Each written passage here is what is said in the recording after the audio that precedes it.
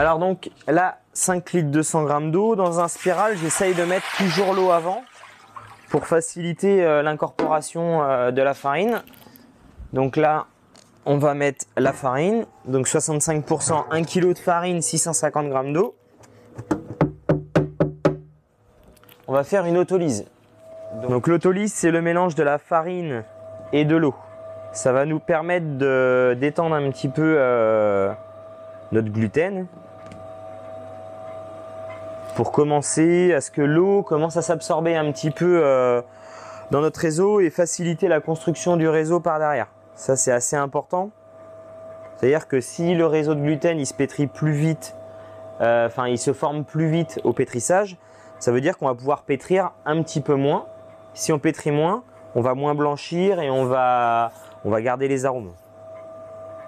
Donc là, hop, petit coup de marche arrière. La marche arrière, ça va être pour ramener un petit peu la farine vers le centre. Comme là, on a 8 kg de farine, on n'a pas une grosse quantité.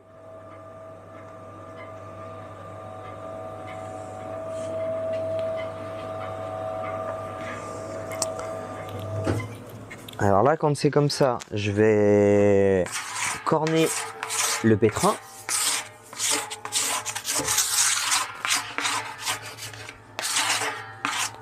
Ok, pour essayer que ce soit bien propre. Et là, on va relancer. Donc l'autolyse, c'est en fonction des pétrins entre 2 et 4 minutes. À partir du moment où toute la farine, toute l'eau est incorporée, j'arrête.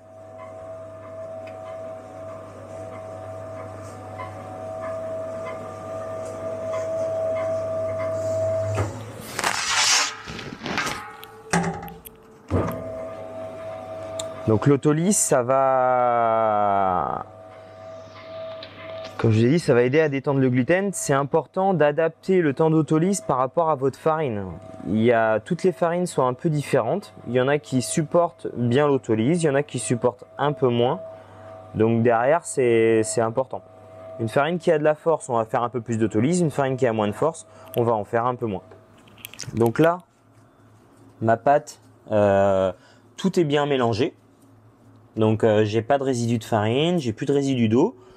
Je gratte bien mon pétrin pour qu'il soit bien propre, pour que quand je vais relancer tout à l'heure, ce soit bien nickel. Là, on va couvrir la pâte, on va couvrir l'autolyse. Donc moi ici, je la laisse dans le pétrin. Vous pouvez très bien la sortir et la mettre en bac si vous avez besoin. Là, on va la laisser reposer pendant à peu près 30 minutes à 1 heure. Ici, on va la laisser 45 minutes. À quoi je vois que mon autolyse, elle est bien, c'est que si on regarde, j'ai mon réseau de gluten qui commence à se former tout seul. Là, on n'est pas pétri, hein, d'accord? Auto-lyse, auto, c'est ce qui fait tout seul, lyse, c'est la dégradation. Autodégradation des protéines. Donc, vous voyez que le gluten, il fait bien son travail tout seul, en fait, hein. Donc, on a en plus une odeur qui a légèrement changé. Donc là, je vais mettre mon sel d'un côté. Alors souvent, moi j'ai tendance à remettre un petit peu de pâte dessus pour éviter que la levure se mélange. Ok? Hop, on va mettre la levure de l'autre. Je replie. Et là, on va partir pour 8 en première. Et puis 2 minutes en deuxième. Donc là, c'est bon. La pâte, elle est pétrie, hein. Maintenant, elle est lisse. Donc elle prend bien autour du bras, elle est bien lisse. Là, je vais bassiner. Donc là, je vais ajouter l'eau petit à petit.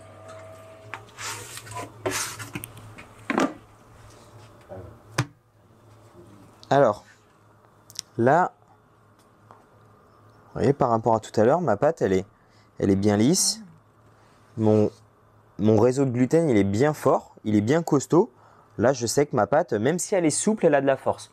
Ce qui est important, il faut faire vraiment une grande différence entre la consistance et la force. Il y a des pâtes fermes qui n'ont pas de force et il y a des pâtes souples qui ont de la force. Alors la force, c'est quelque chose d'assez subjectif. Essayez de vous faire votre propre propre moyen mémotechnique. Alors, moi, je sais que quand je prends, par exemple, je prends de la pâte à peu près au niveau de ma deuxième phalange, je tire ma pâte et je sens un petit peu l'élasticité qu'il y a. Donc le gluten, c'est un mélange d'élasticité et d'extensibilité. L'élasticité, c'est la propriété de revenir. L'extensibilité, c'est la propriété de s'étirer. Donc c'est vraiment un équilibre entre les deux qu'il faut réussir à trouver. Donc là, ma pâte, elle est pétrie, elle est lisse. Quand je prends le pied, ce qui touche à la cuve, ça se décolle tout seul. Donc là, je sais que ma pâte, elle est pétrie. Pour du pointage bac, à 6 grammes de levure, je cherche à avoir une pâte entre 20 et 22 degrés. Après, quand je vais faire une fermentation en direct avec 7-8 grammes de levure, je vais chercher à avoir une pâte entre 22 et 24 degrés. Ma pâte, ça fait 4 minutes qu'elle pétrit. Je regarde mon réseau de gluten. Donc là, quand j'étire, je vois qu'elle est encore un peu fragile. On voit que ça a commencé à se construire. Ma pâte, elle a commencé à se lisser. Mais là, j'ai encore des parties qui sont encore à peine lisses. Déjà, on a un premier repère visuel quand on pétrit. C'est le côté lisse, hein. Si une pâte, elle commence à se lisser, ça veut dire que le réseau, il commence à se former. Donc, toujours toucher, toujours toucher, toujours toucher, toujours toucher. Là, je tire. Ma pâte, elle est, je sais pas si on le voit bien, mais elle est pas très nette, elle est pas très lisse, donc je vais continuer de pétrir un petit peu. Pour ma baguette, je vais graisser légèrement le bac. Alors graisser légèrement le bac, ça va permettre, quand on va venir la diviser, qu'elle attache moins au bac. Si elle attache moins au bac, elle va se déposer plus proprement. Et si la pâte elle se dépose plus proprement, quand je vais poser, ce sera plus net. Comme j'ai mis de la graisse, je vais pas mettre de la farine, parce que la farine plus la graisse, c'est pas terrible. Donc, je vais me tremper les mains dans l'eau. Donc, j'hésite pas à aller à peu près jusqu'au poignet dans l'eau. Et là, je vais peser des bacs à peu près à 7 kg de pâte. Donc, j'essaye d'avoir un morceau de pâte assez régulier dans le fond.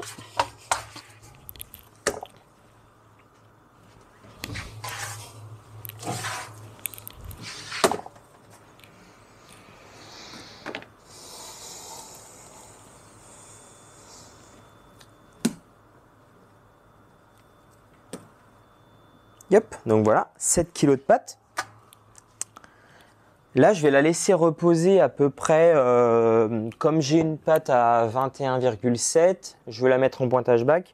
Je vais la laisser reposer à peu près 10 minutes et je vais venir lui faire un rabat. Alors, ma pâte, elle a reposé, donc à peu près 10 minutes. Elle est, là, je regarde, elle a une belle force. On va plier et donner de la force en fonction du gluten, quoi, de la force, ok? Donc là, je vais venir prendre sur le côté, je ramène à peu près au milieu, ok? À peu près sur mon côté gauche, je le replie sur à peu près les 2/3. Mon côté droit, je viens replier dessus. Je replie ce côté-là, comme ça. Et là, je viens replier dessus. Et là, on va le retourner pour avoir une pâte vraiment lisse, bien rectangle, avec une belle force partout. Donc ça c'est important. Vraiment, le fait de rabattre, c'est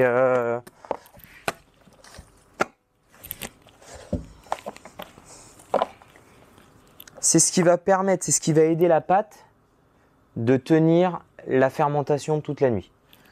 Donc si j'ai une pâte qui est un peu souple, des fois je peux faire 2 rabats. Si j'ai une pâte qui est un peu ferme, je peux la laisser comme ça et pas faire de rabat. Petit coup de bombe à graisse. On va mettre des plastiques bien posés dessus. Et là, je vais venir étaler un petit peu ma pâte. Et après, on va la mettre dans la chambre froide. Donc Michael, là ta pâte, elle a subi un temps de repos. Voilà. Donc tu vas la peser, tu vas faire la pèse, la diviser afin de préparer les pâtons avant le façonnage. Voilà, c'est ça. Donc là, la pâte, on sent qu'elle a fermenté, mais pas trop. C'est important. Donc là, ma pâte, je l'ai déposée. J'ai bien fait attention à ce qu'elle se plie pas. Il faut vraiment qu'elle soit bien régulière. Hop. Donc là, on refarine un petit peu. Donc là, pour le pesage, c'est important que ce soit vraiment très régulier. Très régulier, très carré. Donc là, on va la peser à 350 grammes. Donc on va faire des pâtons. Des petits pâtons. Donc j'essaye de les mettre, voilà, d'avoir des pâtons bien réguliers, bien carrés. Quand j'ai des morceaux comme là, j'essaye de les mettre plutôt sur le côté. Le but, c'est d'avoir le moins de chute possible. Voilà, le moins de chute possible parce que pour qu'une baguette soit vraiment très nette au niveau de la grigne, il faut vraiment avoir le moins de morceaux possible. Quand j'en ai fait 5, je vais faire par exemple ma mise en forme. Donc là, je prends, je replie, j'appuie pas forcément, ça sert à rien d'appuyer beaucoup. J'essaye de garder un bâton assez court et là, je la replie. Ma pâte, elle est lisse, elle est nette. Je viens juste la resserrer un tout petit peu. Après, on va la mettre sur toile farinée. Donc, je plie. Là, j'avais un morceau, je le remets à l'intérieur. Hop, je replie. Et voilà. Et le but pour toi, c'est de conserver quand même un petit peu cette fermentation là. Voilà. Je vois que tu le serres pas trop non plus, tu le dégazes pas trop. Voilà. Alors, c'est vrai que là, si ma pâte, elle a fermenté comme ça, faut, comme tu dis, il faut vraiment essayer de conserver la fermentation. Après, si on a une pâte qui manque un petit peu de fermentation, là, on peut serrer un petit peu plus. Donc là, on va prendre la mise en forme. Ma mise en forme, le dessus, il est lisse. Je vais le retourner. Alors, je le retourne sans mettre de traces de doigts. Ça, c'est très important. Comment je sais que ma pâte, je peux la façonner? Là, je sens qu'elle est un petit peu détendue.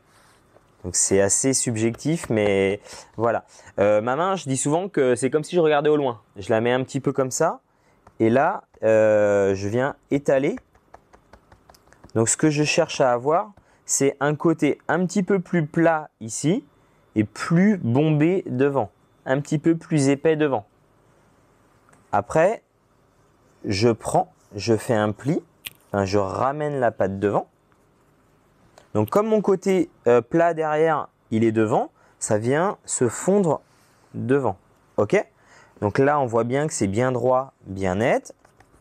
Alors moi, je ramène les bords légèrement pour que les bords aussi soient bien grignés. Je vais mettre mon pouce au milieu. Je vais suivre, là il y a ma soudure ici. Je vais suivre au-dessus de ma soudure. Il ne faut pas prendre dans la soudure. Il faut vraiment prendre au-dessus pour avoir un bon enroulement. Donc là, le geste, c'est le pouce qui va dans le fond. Et avec mon index et mon majeur, je vais ramener la pâte. Donc, et avec la paume de ma main droite, je soude. Donc là,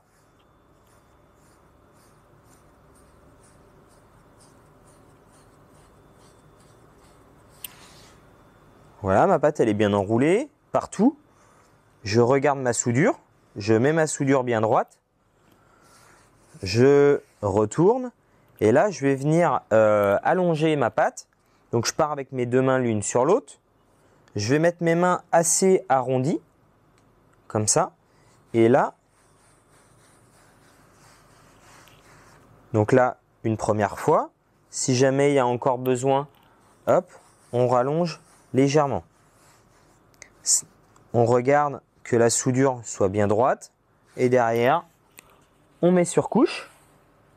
Ok, je fais attention à ce que mes baguettes soient toutes de la même taille. Et derrière, je fais un pli. Ce qui est important quand on fait les plis, il ne faut pas faire des plis trop hauts. Ni trop haut, ni trop bas.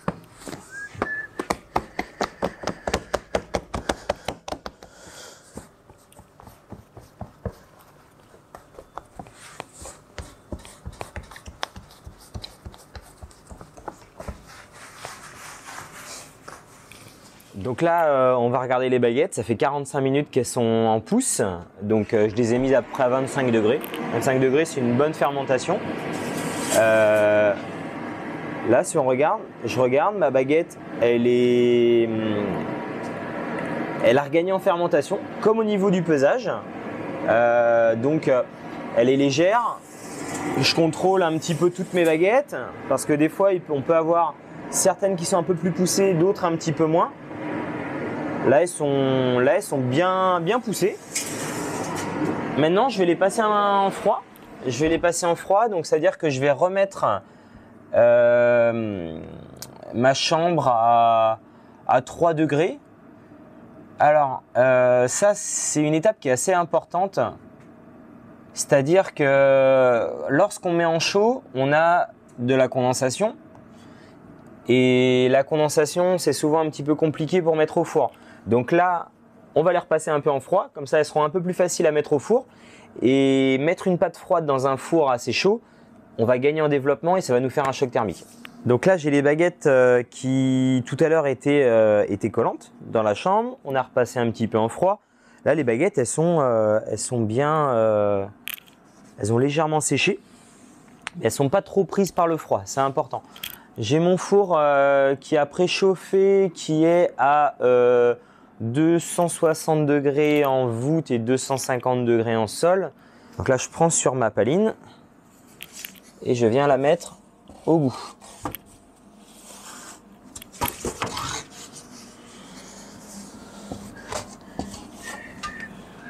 Alors là, je décolle légèrement la baguette.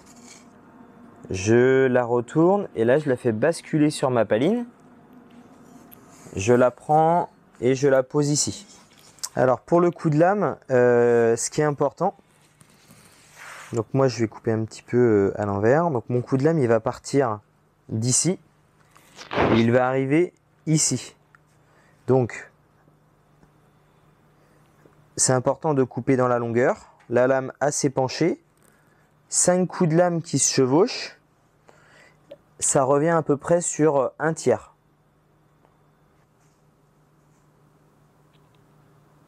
Là, vous avez vu, hein, c'est vraiment, je coupe vraiment assez léger. Là, le four 260-250, on va partir sur 3 secondes de buée. En temps de cuisson, on va partir sur 19 minutes. Donc, on va commencer à 250-260 et au bout de à peu près entre 10 et 14 minutes, on va descendre le four à 230-240 pour éviter les excès de cuisson, les excès de coloration. Alors, hop.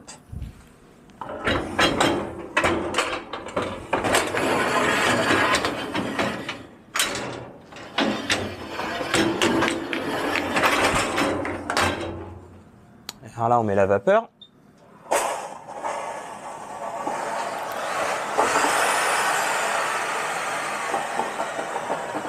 Donc là, on voit la vapeur qui sort un petit peu du four.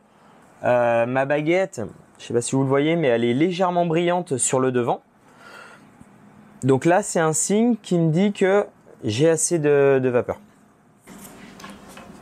Donc là, on va regarder si nos baguettes sont cuites.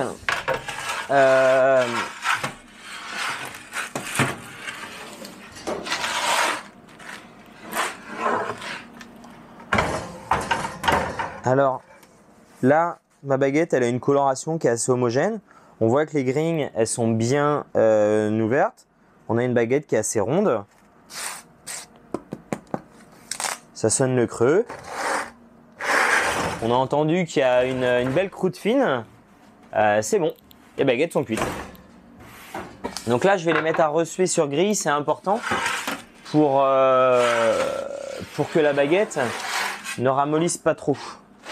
Mickaël, explique-nous ce que tu attends d'une baguette, toi. Donne-nous ton point de vue. Alors, pour moi, une baguette, ça doit être donc déjà la régularité du façonnage, régularité du coup de lame, régularité au niveau de la cuisson, de la coloration, avoir une baguette qui soit assez ronde, des coups de lame bien ouverts, bien réguliers. Donc ça, pour avoir ça, il faut vraiment que toutes les étapes qu'on a mis en place avant, un bon pétrissage, on construit bien le réseau de gluten, on laisse reposer, on laisse pointer la pâte, derrière on fait une bonne mise en forme, bon pesage, bonne mise en forme, le façonnage derrière il est régulier.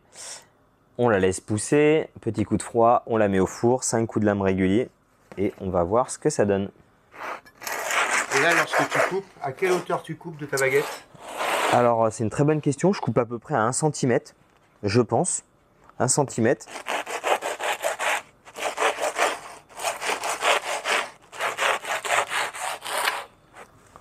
Donc là, là vraiment, ce qu'on cherche à avoir, c'est une mie bien humide, bien chargée en eau, une croûte très fine, une couleur assez jaune. Et très important, quand on présente le pain en magasin, toujours la grille à gauche, dans ce sens-là.